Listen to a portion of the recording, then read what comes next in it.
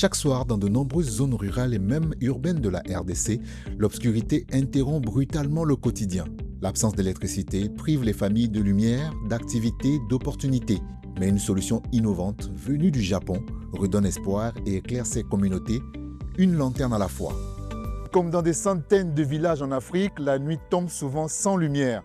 Mais une start-up japonaise change la donne, grâce au soleil et à la technologie. Suivez-nous ici en RDC, là où l'énergie solaire devient un levier de transformation sociale. Dans un continent où près de 600 millions de personnes vivent sans électricité, l'accès à l'énergie reste un enjeu majeur de développement.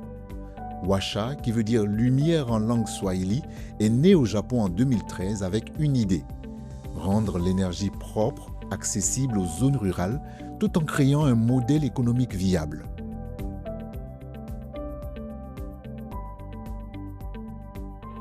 La population rurale semble être beaucoup plus ignorée parce que accéder à l'énergie pour cette population est beaucoup plus difficile, qu'il faut des solutions qui répondent et qui taclent au fait ces défis.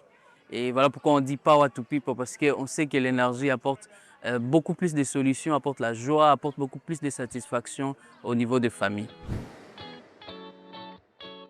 À la périphérie de Kinshasa, Aimé Senga alimente chaque jour son quartier en lumière. Depuis 3 ans, son kiosque fait partie des 624 points de distribution du réseau Washa. Dès 16 h, les clients affluent pour louer l'une des lanternes LED. Prix : 500 francs congolais, soit environ 15 centimes d'euros pour 12 heures d'éclairage. Un geste simple devenu essentiel là où l'électricité fait souvent défaut. Quand un client vient pour la première fois, il se présente avec sa carte d'identité. Je vérifie, je prends ses coordonnées et je l'enregistre. Ensuite, je lui donne une lanterne qui l'emmène pour la nuit. Le matin, il revient la déposer ici et c'est moi qui me charge de la recharger. Dans les ruelles, la différence est visible. Les commerçantes peuvent tenir leur échoppe plus tard. Les enfants, eux, peuvent enfin étudier après le coucher du soleil. Quand il n'y a pas d'électricité, il fait noir et on ne peut pas vendre parce que les clients ne voient pas nos produits. Du coup, on est obligé d'utiliser des lanternes pour bien vendre. À la fin de la journée, je les emporte et je les utilise chez moi. Chaque jour, plus de 40 000 lanternes sont louées en RDC. À l'échelle du continent, cela représente une réduction majeure des émissions de CO2 et une alternative directe au pétrole. Sur le terrain, ce n'est pas seulement pour Washa, ce n'est pas seulement de l'énergie, ce n'est pas seulement de la lumière que nous donnons, mais nous arrivons au fait à donner du pouvoir aux milliers de familles. Nos partenaires, pour eux, ça devient un revenu supplémentaire dans leur activité. Il y a des agents aujourd'hui, des kiosques, je peux dire aujourd'hui, ils arrivent à faire nourrir leur famille grâce aux commissions qu'ils gagnent via la location de ces lanternes auprès de leur communauté.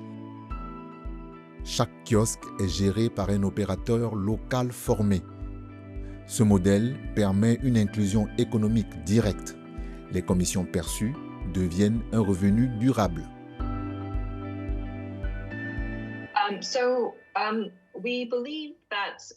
Nous pensons qu'impliquer les petits commerçants locaux nous permettra de leur offrir une nouvelle source de revenus,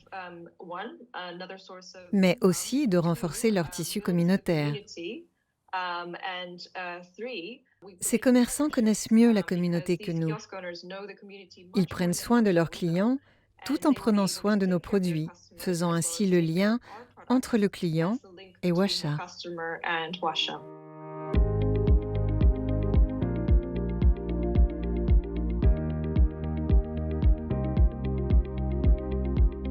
Là où régnait l'obscurité, Washa allume une lueur d'espoir mais vitale. Portée par l'ingéniosité japonaise et ancrée localement, cette initiative transforme le quotidien, une lanterne après l'autre. En RDC, l'accès à l'énergie avance, modestement, mais avec constance.